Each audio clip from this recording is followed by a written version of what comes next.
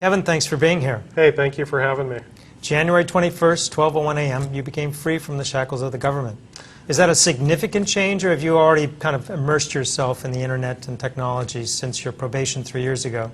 Well, I've actually been keeping up with technology even for the last 8 years. When I was in federal custody, I used to have people send me magazines, send me printouts, and I'd keep up with technology. But finally, on January 21st was a significant day for me because all the conditions, the strictest conditions that apparently a defendant had to live under for 3 years have been lifted, and it's a great relief. I could use technology, I could use the internet, I could use a PDA, I could travel freely throughout the world, and most importantly is any employment opportunities don't have to be approved by the federal government.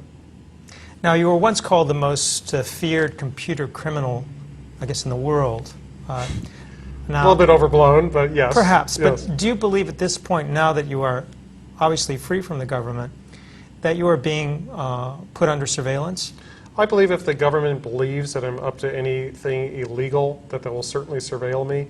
And I don't think it's over. I think the government will continue to watch me for the rest of my life, and especially if they believe that I'm involved in something. And it's just something I have to live with. And as long as, even though I don't like it, and as long as I keep my nose clean, hopefully they'll move on to, bigger fish. Well, now that you're free to outfit yourself, what kind of gear are you picking up? Well, I got a present yesterday. Steve Wozniak actually gave me a getting off supervised release present, so I got a new titanium PowerBook.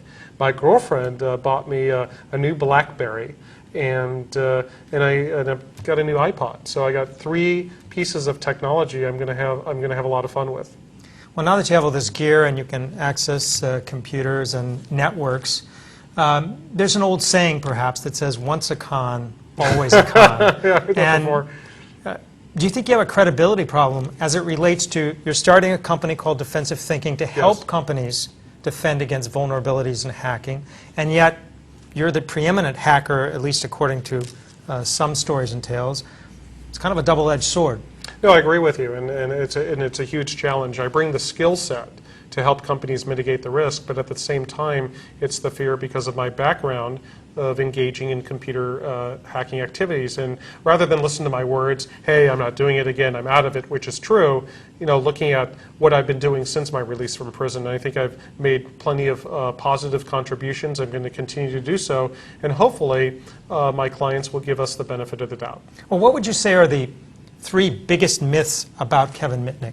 Okay. That I hacked into NORAD, and that I foreshadowed the 1983 movie War Games, that I planted a false news story about Security Pacific Bank losing millions of dollars when they withdrew a job offer back in the mid-'80s, and that I actually wiretapped the FBI.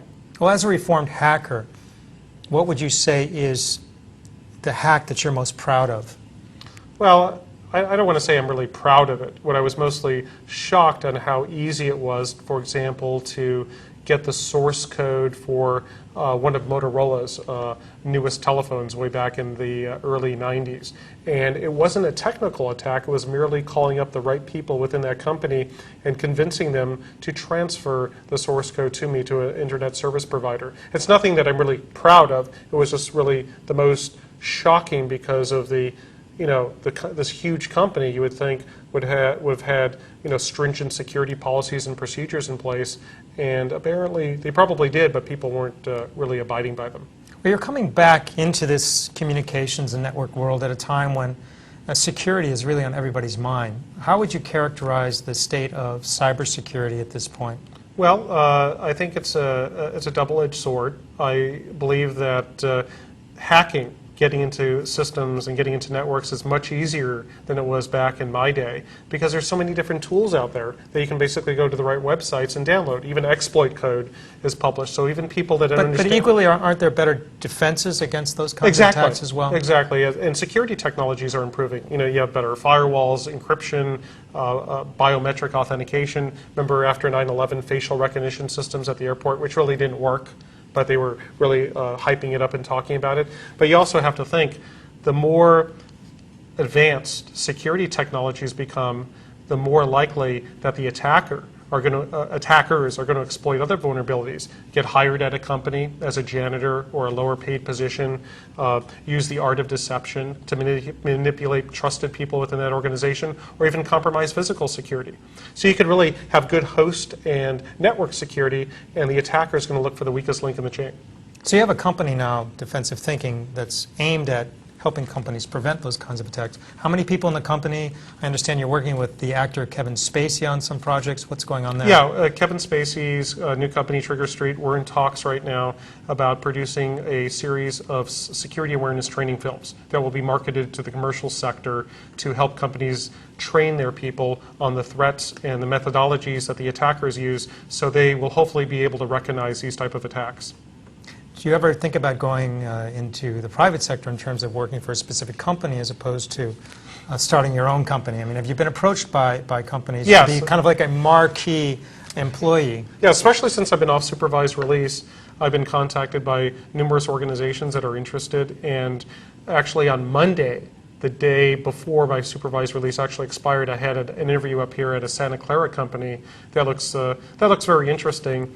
And I'll see if hopefully things will work out, and I could work in corporate America and at the same time have an information security consultancy that could help companies as well. Great.